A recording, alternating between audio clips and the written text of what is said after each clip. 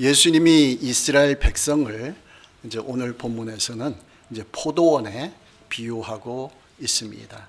그 1절 말씀에 보면은 예수께서 비유로 그들에게 말씀하시되 한 사람이 포도원을 만들어 산 울타리로 두르고 즙 짜는 틀을 만들고 망대를 지어서 농부들에게 세로 주고 타국에 갔더니 했습니다.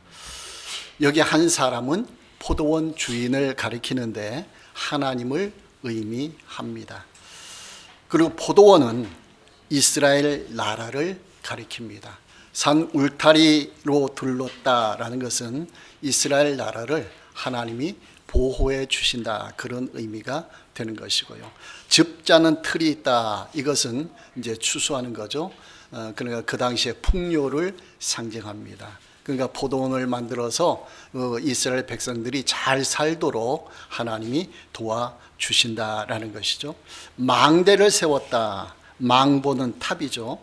그러니까 약탈자들, 침략자들이 오나오나 감시하는 그런 탑도 세워주셨습니다. 그리고 농부들 나오는데 이 농부들은 이스라엘의 지도자들을 가리킵니다. 중요한 역할을 하는 사람들이죠. 세로 주고 타국에 갔더니 라고 했어요. 이 말은 무슨 말인가요? 하나님이 이스라엘 나라를 가나안 땅에 세워주시고 이 이스라엘 나라는 누구의 것이냐? 하나님의 것이다 라는 것이죠. 그래서 하나님의 것인데 이스라엘 지도자들에게 이것을 관리하도록 맡겨 놓으셨다. 그런 의미를 이제 세로 주고 타국에 갔다, 이렇게 표현을 했습니다. 그러니까 농부들, 이스라엘의 지도자들은 이 포도원을 잘 관리해야 되는 거죠. 이스라엘 백성들을 잘 도와주어야 되는 거예요. 이것이 바로 흔히 말하는 청지기 사상이에요. 청지기는 맡아서 일한다, 그런 의미가 되죠. 그러니까 청지기 사상은 우리 기독교에서 나온 거예요. 그러니까 하나님이 모든 것을 하셨는데 모든 것은 하나님의 것인데 우리는 그것을 맡아서 관리한다. 우리의 소유가 아니다, 그런 의미가 되는 거예요. 가정에서도 역시 마찬가지예요. 자녀들, 우리의 자녀들이 있잖아요. 자녀들을 우리가 청지기 사상을 가져야 돼요. 내 자녀니까 내 소유다, 이렇게 되면은 이게 큰 문제가 발생할 수가 있어요. 오히려 하나님의 자녀입니다. 내가 하나님의 자녀를 맡아서 관리합니다. 이렇게 하면은 오히려 더 자녀들을 잘 양육할 수가 있습니다. 우리가 자녀들을 사랑한다라고 하는데 잘못하면은 사랑이 아니고 내 자녀이기 때문에 오히려 집착해서 그르치는 경우들이 많이 발생해요. 오히려 내 자녀들하는 그것 때문에 내 재산이다, 내 재물이다, 이것 때문에 문제들이 많이 발생하는 거예요. 근데 모든 것이 하나님으로부터 왔다, 하나님의 것이다, 우리는 관리한다, 이렇게 하면은 욕심도 사라지고 탐욕도 사라지고 하나님이 말하시는 대로, 말씀하시는 대로 그대로 우리는 따르면 되는 거예요. 그런 면에서 우리에게 매우 유익한 이 청지기 사상이라는 거예요. 하나님이 천지를 창조하셨죠. 아담과 하와를 창조하시고 에덴 동산에 살게 했어요. 범죄했죠. 타락했습니다. 에덴 동산에서 쫓겨났어요. 그리고 이제 자녀를 낳았어요. 에덴 동산에 타락하기 전에 자녀를 낳았고 낳은 후에 선악과를 먹었다 그러면 어떤 일이 발생할까요? 만약에, 이건 만약이에요. 그러니까 아담과 하와는 선악과를 먹고 타락했지만은 그 자녀들은 먹지 않았으면은 타락하지 않았을 거 아니에요. 그런 현상이 나타났을 거잖아요. 근데 사탄이 어떻게 했죠? 자녀가 태어나기 전에 아담과 하와에게 접근해서 그냥 타락시킨 거예요. 그러니까 두 사람만 타락시켰더니 그 후손 모두가 타락된 거예요. 원죄를 품고 살아가게, 범죄 가운데, 죄악 가운데 살아가게 되었다라는 거죠. 그러니까 가인, 아벨, 그 다음에 셋, 이런 자녀들이 아담이 에덴 동산에 쫓겨난 후에 태어난 거예요. 그건 범죄 가운데 있는 거죠. 그러니까 죄악의 세력이 굉장히 강하거든요. 유혹이 굉장히 매력이 있거든요. 그러니까 후손들이 점점 가면서 태어나는데 범죄의 길로 자꾸 빠져들어요. 그러니까 인간이 타락한 원죄, 이 심성을 가진 사람들은 죄악에 대한 매력을 자꾸 느끼게 만들어지게 됐다라는 거예요. 그러니까 가면 갈수록 이걸 거슬러 올라가지 못하고 그 휩쓸려 가는 거죠. 그러니까 어떤 사건이 발생했죠? 노아 홍수 사건. 하나님이 심판을 하셨다. 하나님은 참고 기다리시다가 기다리시다가 회개를 안 하고 죄악이 가득 차면 하나님이 한번 쏟으십니다. 이것을 심판이 된 거죠. 노아 시대에 홍수로 심판하셨다. 그 노아 8가족이 새로운 인류의 조상이 된 거죠. 모두가 사라진 상태에서. 그걸 또 번성해서 잘 나갔는데 또 타락하는 거죠. 그리고 어떤 사건이 발생했죠? 바벨탑 사건. 탑을 높이 쌓아가지고 우리가 하나님처럼 살자, 하나님 없이 살자. 옛날에 우리 조상들은 홍수로 심판받았는데 우리가 탑을 높이 쌓으면 홍수가 우리를 건드리지 못할 것이다. 그런 생각을 가졌던 거예요. 그 하나님을 잘 모르는 거죠. 그래서 하나님이 언어를 혼잡게 만들어가지고 말이 소통되지 않으니까 사람들이 탑 쌓다 말고 다 뿔뿔이 다 흩어졌어요. 세계 각지로 흩어졌어요. 흩어져 있는 상황 속에서 하나님은 한 사람을 택했습니다. 그 사람이 누구죠? 아브라함이에요. 아브라함. 우상 숭배하고 있던 아브라함, 갈대아 우리에서 딱 선택해가지고 어디로 오게 하셨죠? 가나안 땅으로 오게 하셨어요. 거기서 이삭을 낳고, 이삭은 누구를 낳았죠? 야곱과 에서를 낳고, 야곱은 누구를 낳았죠? 12 아들 낳고, 그 12지파가 되는 거죠. 그 요셉 시절에 어디로 갔죠? 애굽으로 갔어요. 430년 동안 머무른 동안에 큰 민족으로 성장했습니다. 남자 어른만 20세 이상 남자 어른만 60만 명. 그러니까 다 합치면은 몇 명 정도 될까요? 최소한 200만 명은 되겠죠. 그 민족으로 이루신 거예요. 민족이 되니까 하나님은 계획이 있어서 출애굽 시켜준 거죠. 애굽에서 나오게 하셔서 모세를 지도자로, 그렇죠? 나오게 하시고 그 다음에 가나안 땅에 살게 하셨습니다.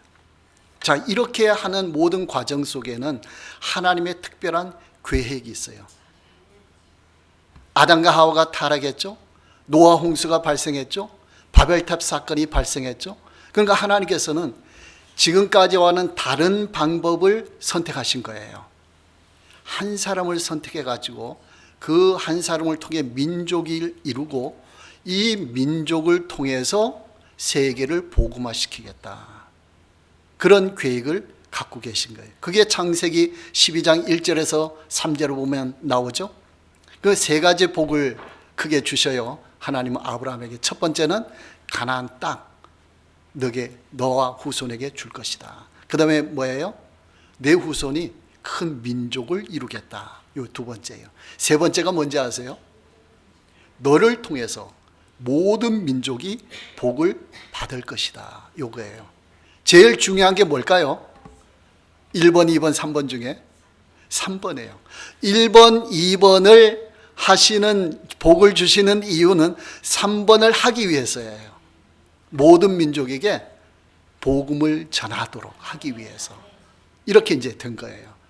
자, 이 명령을 이 아브라함에게 주신 거예요. 자, 그런데 하나님이 그런 방법을 택했는데 이스라엘 백성이 뛰어나서 선택한 게 아니에요. 신명기 7장 6절 7절에 보면요, 너는 여호와 내 하나님의 성민이라. 내 하나님 여호와께서 지상 만민 중에서 너를 자기 기업의 백성으로 택하셨다니 여호와께서 너희를 기뻐하시고 너희를 택하심은 너희가 다른 민족보다 수요가 많기 때문이 아니니라. 너희는 오히려 모든 민족 중에 가장 적으니라. 아브라함은 하나님 섬긴 사람이에요? 안 섬긴 사람이에요? 안 섬긴 사람. 우상 숭배하는 가정에 있던 사람이에요. 근데 뽑았어요. 근데 아브라함과 동시대 사람 중에 성경에 보면은 신앙생활 훌륭하게 한 사람이 있어요. 누구예요? 욥이에요. 동시대 사람이에요. 그러니까 바벨탑 사건에서 흩어진 사람들 중에는 하나님을 잘 믿은 사람도 있었다라는 거예요. 자, 여러분 같으면은 우상 숭배하던 아브라함을 택할까요? 하나님을 잘 믿고 있는 욥을 택할까요? 저 같으면은 욥을 택했을 거예요. 근데 하나님은 아브라함을 택했어요. 왜 아브라함을 택했을까요? 우상 숭배하던 아브라함을 무엇의 조상이라 그러죠? 믿음의 조상이라 그러죠. 이스라엘 민족의 조상이면서 믿음의 조상이라고 해요. 왜 믿음의 조상이라고 하느냐?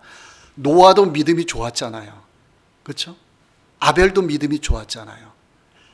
무드셀라 이런 사람들 믿음이 좋았잖아요. 에녹 같은.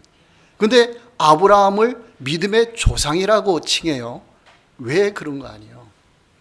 앞으로 세계 복음화 시키는데 네가 모범이 된다는 게 모델이 된다 그런 의미예요. 우상 숭배 이방인들이잖아요. 하나님을 원래 믿는 사람이 아니고 안 믿는 중에 있는 아브라함을 택해서 하나님을 믿는 과정을 보여주시는 거예요. 아브라함이 실수했어요, 안 했어요? 실수 많이 했어요. 믿음 없어가지고 실수도 했어요. 근데 결국 창세기 22장 어느 산까지 올라갔죠? 모리아 산까지 올라갔어요. 어떻게 하기 위해서? 아들 이삭을 하나님께 드리기 위해서. 내 자연대 하나님께 드려요. 이건 아까 얘기했던 무슨 사상이에요? 청지기 사상이에요. 100세에 준 아들이지만은 얼마나 귀해요. 근데 아브라함은 어떤 생각 갖고 있어요? 이것은 하나님의 아들이다. 이 생각 갖고 있는 거예요. 그러니까 하나님이 바치라고 하니까 그냥 바치는 거예요. 누구 거니까? 하나님의 것이니까. 그 정도로 믿음이 있어요. 그러니까 아브라함에게는 그 당시에 이런 크게 보면 두 가지 믿음이 있어요. 청지기 사상 그 믿음이 있고 또 한 가지는 이삭을 바치면 하나님이 살려주실 줄로 믿은 거예요. 그걸 부활신앙이죠. 그러니까 이 세상의 믿음 중에 가장 귀한 믿음, 최고의 믿음이 부활 믿음이에요. 부활을 믿는 거예요. 그러니까 아브라함은 그 두 가지를 딱 믿고 있으니까 이삭 바쳐 그러니까 아브라함이 늦잠 자서요, 일찍 일어났어요? 일찍 일어났어요. 여러분 싫으면 늦게 일어나잖아요. 하루 중에 가더라도 아침 먹고 나서 가려고 하다가 아니야 점심 먹고 가자. 그리고 점점 미루잖아요. 그러다가 겨우 출발하잖아요. 근데 아브라함은 아침 일찍 간 거예요. 어떤 믿음이 있기 때문에? 부활신앙. 어떻게 해서 부활신앙이 있을까요? 아브라함에게는? 부활도 없었는데 그 당시에는. 하나님이 뭐라고 했죠? 내 독자 이삭의 후손이 민족을 이루리라 했거든요. 하나님이 약속하신 것은 반드시 이루시거든요. 그러니까 아브라함은 이걸 믿은 거예요. 이걸 붙잡은 거예요. 붙잡았더니 어떤 믿음이 생겼어요? 부활신앙이 생긴 거예요. 여러분 성경 말씀을 내 것으로 자꾸 붙잡으시기 바랍니다. 그런 믿음이 자꾸 쌓여가는 거예요. 믿음이 하나하나 더 쌓여가는 거예요. 그러니까 하나님께서는 이 아브라함이 처음에는 이삭 태어날 거 믿었어요? 못 믿었어요? 못 믿었어요. 아, 종 엘리에셀이니이다. 저 종이 우리는 늙어서 이제 안 되고 엘리에셀을 우리 양자로 삼아서 자녀로 키우겠습니다. 하나님이 아니다. 내 몸에서 날 자다. 그랬더니 어떻게 했어요? 하갈 여종을 붙여줬어요. 그 이스마엘이 태어난 거예요. 그랬더니 하나님이 뭐라고 했어요? 아니다. 너와 아내 사라의 몸에서 날 자가 약속의 자녀다. 나이는 점점 많아가는데 아이를 낳을 수 있는 능력은 점점 없어지는데 하나님은 뭘 보시는 거예요? 믿음을 보시는 거예요. 아브라함, 너 환경을 뚫고 나갈 수 있는 믿음이 있느냐 이거예요. 환경에 굴복하느냐? 환경을 뚫고 나갈 수가 있느냐? 그 믿음이 있는 거예요. 아브라함에게는. 하나님이 그 믿음을 키워주기 위해서 50년 이상을 훈련시키신 거예요. 여러분 믿음 훈련 얼마나 훈련 받았어요? 여러분 조금 뭐 좀 믿는다고 하나님 일하려고 섣불리 나서지 마시고 믿음 훈련 받으시기 바랍니다. 믿음 훈련. 그러면 부활 신앙 갖고 있고 청지기 신앙 갖고 있고, 여러분 내가 갖고 있는 거 하나님의 것입니다. 인정하십니까? 그 청지기 믿음이 있어야 돼요. 내 재물 하나님의 것입니다. 그렇죠? 하나님께 맡겨야 돼요. 내가 죽으면 나는 부활할 수 있다. 나는 천국에 간다. 그러면 이 세상에 두려울 거 있어요, 없어요? 없어요. 죽음이 두려울까요, 안 두려울까요? 두렵지 않아요. 하나님이 원하시는 것은 그 신앙을 갖도록 아브라함을 인도하시는 거예요. 우상 숭배자가 그 믿음, 최고의 믿음을 갖도록 하나님이 50년 이상을 훈련시키신 거예요. 그래서 믿음의 조상이다. 그러니까 우리는 누구를 따라가야 돼요? 믿음의 조상이니까 아브라함을 따라가는 거예요. 여러분 섣불리 하나님 일한다고 나서지 마시고 이 믿음을 소유하시기 바랍니다. 믿음을 소유하면은 그 단계에 따라 하나님이 일을 시켜 주시는 거예요. 우리가 할 일은 일하려고 쫓아가지 말고 우리가 할 일은 믿음을 소유하려고, 말씀을 붙잡고 믿으려고 애를 써야 돼요. 믿음이 갖춰지면 하나님의 역사가 일어나는 거예요. 질병이 고쳐지는 거예요. 뭐에 따라? 믿음에 따라. 그 우리에게 고난이 오고 어려움이 오는 이유가 뭐냐?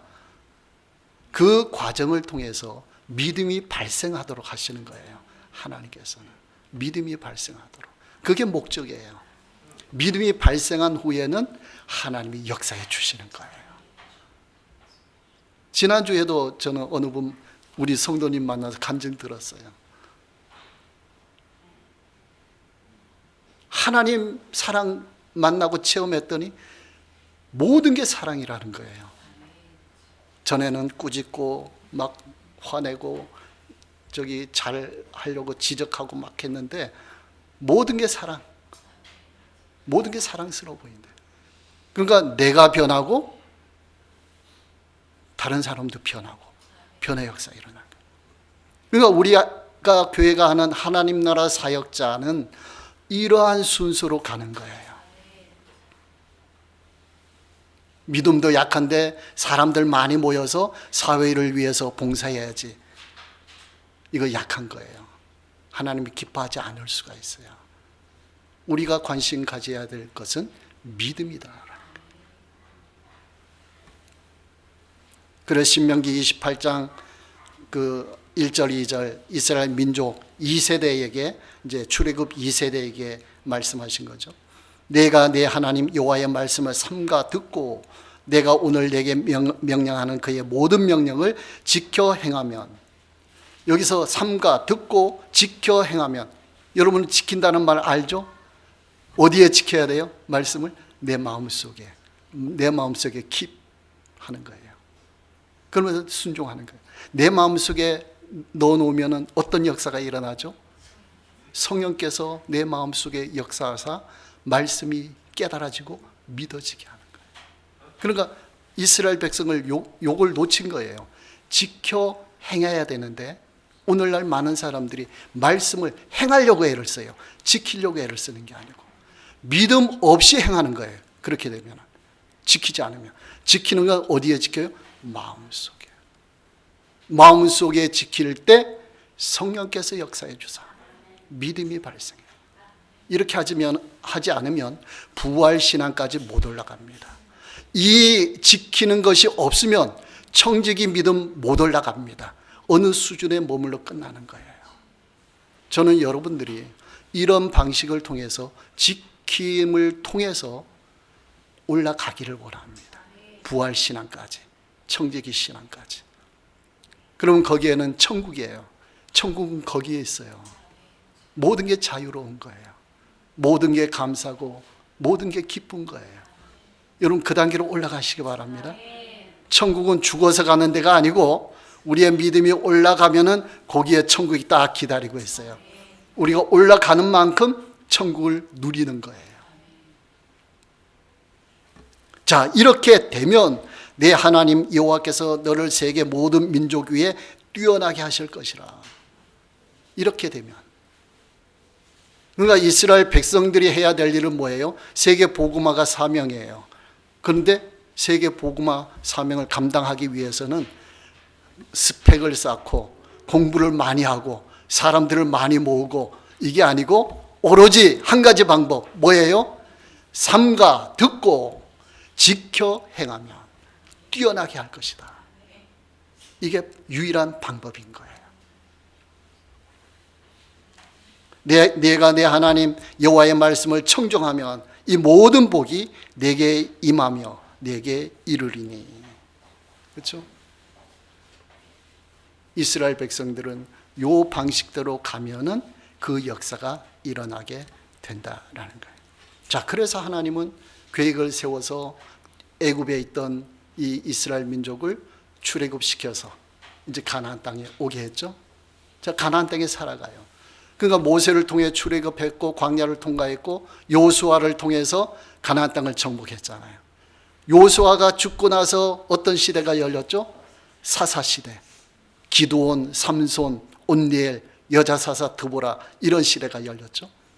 그리고 나서 왕을 요구해서 왕정 시대, 왕이 통치하는 시대가 열렸어요. 첫 번째 왕이 누구예요? 사울 왕. 두 번째는 다윗. 세 번째는 솔로몬. 이때는 통일 왕국 시대. 그러니까 나라가 하나로 돼. 근데 솔로몬 이후에는 남북으로 갈라졌어요. 그러니까 타국의 갈새, 하나님이 그렇게 말씀하시면서 종을 보낸다 했잖아요. 그 적극적으로 종을 보낸 시절이 언젠가니요? 분열 왕국 시대. 남북으로 갈라져서 통치하는 그런 시대.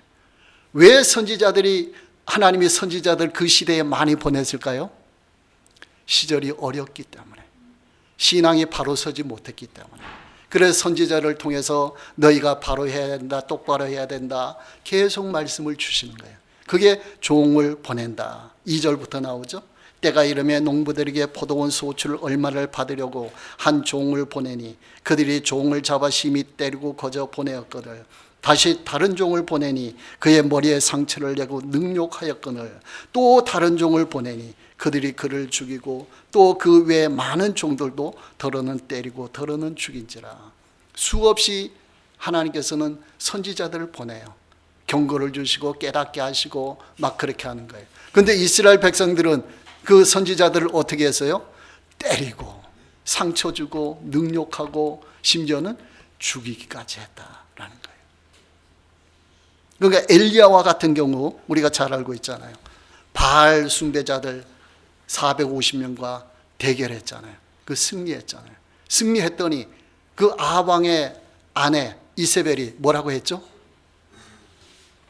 너는 나한테 죽으리라.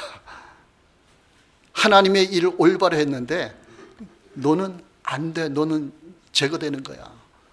그런 상황이에요. 시절이. 포도원. 그 좋은 포도 열매를 맺혀야 되는데. 그 다음에 예레미야. 남유다가 멸망할 시절이죠. 예레미야가 하나님 말씀을 전했어요. 이 성에 머무는 자는 칼과 기근과 전염병에 죽으리라. 그러나 갈대아 일에게 항복하는 자는 살리니 그는 노량물을 얻음같이 자기의 목숨을 건지리라. 여호와께서 이와 같이 말씀하시니라. 이 성이 반드시 바벨론의 왕의 군대의 손에 넘어가리니 그가 차지하리라 하셨다. 그랬습니다. 이 하나님 말씀은 그대로 전한 거예요. 이스라엘 백성이 이 말씀을 듣고 화가 났어요? 순종했어요? 화가 났어요. 이스라엘 백성이 잘못해가지고 하나님께서 징계 차원에서 70년 동안 바벨론 포로로 가 있어라. 그리고 정신 차리고 다시 돌아오게 하겠다. 그랬어요. 근데 이스라엘 백성은 그 말을 무시했어요. 우리는 하나님의 선택된 민족인데 이방인에게 우리가 끌려갈 이유가 없다. 자기네가 잘못하면서 무엇이 잘못됐는지도 모르는 거예요. 그래서 이 고관들이, 그러니까 농부들이죠, 뭐라고 말했는 거 아니에요? 아, 이 사람 예레미야가 백성의 평안을 구하지 아니하고 재난을 구하오니 이 사람을 죽이소서 왕에게 이렇게 조언한 거예요. 이 사람은 몹쓸 사람입니다. 우리한테 도움 안 되는 사람이에요. 우리한테 좋은 얘기 안 하고 나쁜 얘기만 하는 거예요. 여러분 혹시 성경 말씀에 설교를 통해서 회개하라, 죄에 대한 책망하고 하면 여러분 마음에 받아들여요? 안 받아들여요? 못 받아들이면 내 마음이 완악하다 이렇게 생각하시면 돼요. 말씀에 있는 대로 전하는데 못 받아들이면, 아니 좋은 말씀도 많은데 축복의 말씀을 해 주셔야지, 교회 힘들게 왔더니 어떻게 저렇게 심판의 말씀을 하시나? 안 해요. 축복의 말씀도 있고 심판의 말씀도 있어요. 우리는 골고루 듣고 하나님 뜻대로 살아가야 돼요. 그랬더니 시드기야 왕, 마지막 왕이잖아요. 이제 멸망 직전이에요. 그러니까 고관들, 지도자들 말 듣고, 아 그러면 이 예레미야를 제거해라, 너희 마음대로.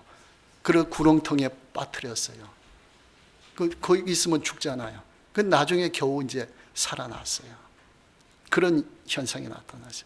자, 구약의 마지막 선지자가 누군지 아세요? 마지막 선지자 말라기? 아니에요. 세례 요한이에요.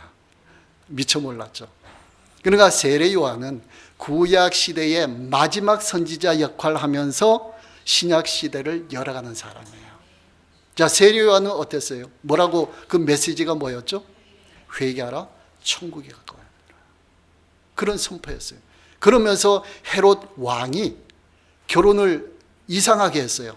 자기 동생의 아내를 아내로 삼은 거예요. 돼요, 안 돼요? 세례 요한이 회개하라, 천국이 가까웠느니라 하는데 그런 일이 발생하니까 헤롯 왕을 꾸짖었어요. 그랬더니 이 세례 요한을 감옥에 가두고 결국에는 목을 베어서 죽게 만들었어요. 세례 요한이 그렇게 순교를 당했어요. 자, 좋은 포도원 만들어주고 집 자는 틀, 산 울타리, 망대 모든 것 다 해주셨는데 이런 결과들이 초래가 되었다라는 거예요. 6절 말씀에 이제 한 사람이 남았으니 곧 그가 사랑하는 아들이라 최후로 이를 보내며 이르되 내 아들은 존대하리라 하였더니, 이 사랑하는 아들은 누구예요? 예수님이죠. 독자 예수님은 이 땅에 성육신, 우리 인류를 구원하기 위해서, 도와주기 위해서 보냈는데 아닌 거죠. 어떻게 했어요? 7절에 보면 그 농부들이 서로 말하되 이는 상속자니 자 죽이자. 그러면 그 유산이 우리 것이 되리라 하고 이에 잡아 죽여 포도원 밖에 내던졌느니라. 이건 무슨 말이죠? 아, 이 아들만 죽이면 이 포도원이 내 것이다. 이게 성경에 어떻게 이루어졌는가 아니요?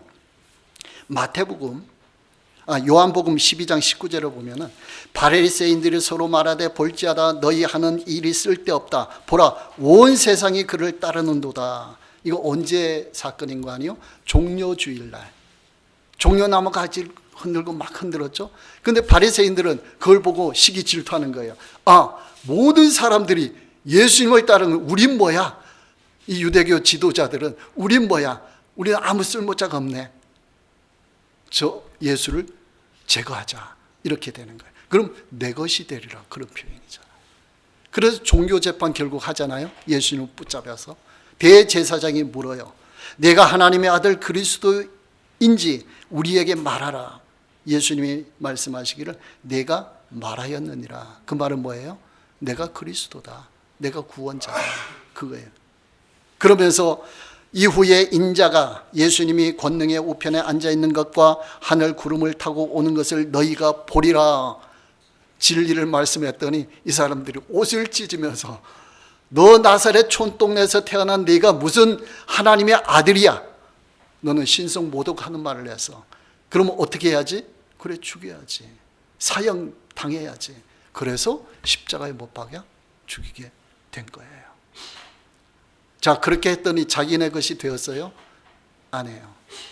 하나님은 내쫓았다 그랬죠. 예수님이 33세 AD 33년이 되는 거죠. 그때 십자가에 죽고 나서 AD 70년 40년 후에 로마에 의해서 이스라엘 나라가 완전히 멸망당했어요. 그래 온 민족이 다 세계로 뿔뿔이 흩어졌잖아요. 그리고 어떤 사건이 발생했어요? 안타깝게도 나치에 의해서 600만 명이 학살당하는 그런 일까지 벌어진 거예요. 그리고 1948년에 팔레스틴 그 가나안 땅에 어느 정도 정착하도록 땅을 다시 차지한 거죠. 그 아직까지 싸우고 있는 거잖아요. 그게 성경 역사적으로 지금까지도 이어오고 있다라는 거예요. 포도원을 다른 사람에게 주리라. 그 사람들의 계획대로 안 된 거예요. 복음이 어디로 넘어갔어요? 이방인에게로. 그러니까 오늘날 우리에게까지 복음이 전달되었다라는 거예요. 10절 말씀에 너희가 성경의 건축자들이 버린 돌이 모퉁이의 머릿돌이 되었나니 이것은 주로 말미암아 된 것이요. 주는 하나님을 가리켜요. 그러니까 이 사람들은 예수님을 버렸는데 죽였는데 하나님은 어떻게 했죠? 다시 살리셨어요. 부활시키셔서 어떻게 했어요? 승천, 세상의 구원자로 만드셨어요. 합력해서 선을 이루신 거예요. 그러니까 결국에는 누구의 뜻이 이루어지는 거예요? 하나님의 뜻이 이루어져요. 하나님의 뜻은 어디에 있어요? 성경 말씀에 있는 거예요. 그러니까 우리가 성경 말씀만 따라가면은 하나님의 뜻을 이루는 길이에요. 우리는 환경을 따라가지 않고 사람을 따라가지 않고 말씀을 따라간다라는 거예요. 그 유대인들은 그걸 못했어요. 그걸 실패했어요. 특별히 선택받았지만 실패했어요. 그런데 하나님의 뜻은 이루어졌다라는 거예요. 자, 오늘날 우리에게 중요한 건 뭐예요? 하나님의 뜻 무엇인지. 하나님은 하나님의 계획대로 우주 만물을 운행하시고 인류 역사를 주관해 가셔요. 다 가는데 우리는 하나님의 뜻에 맞춰야 돼요. 어떻게 하나님 뜻에 맞췄냐? 성경 말씀에 다 기록되어 있거든요. 그 말씀을 하나하나 내 것으로 받아들이는 거예요. 지켜 행하는 거죠. 그러면 그 말씀에 믿음이 생기는 거죠. 그 믿음에 따라 우리가 살아가면은 하나님의 뜻을 이루는 길이에요. 그 사람은 하나님의 뜻을 이루는데 쓰임받는 사람이에요. 그러지 않고 대충 살아가면서 내 생각, 내 방식 이렇게 하면은 하나님의 뜻은 이루지 못해요. 하나님께 쓰임받지는 못하는 거예요. 결국에는 유대인들처럼 하나님으로부터 벗어날 수 있다는 거예요. 그러니까 우리는 말씀 따라 가야 된다.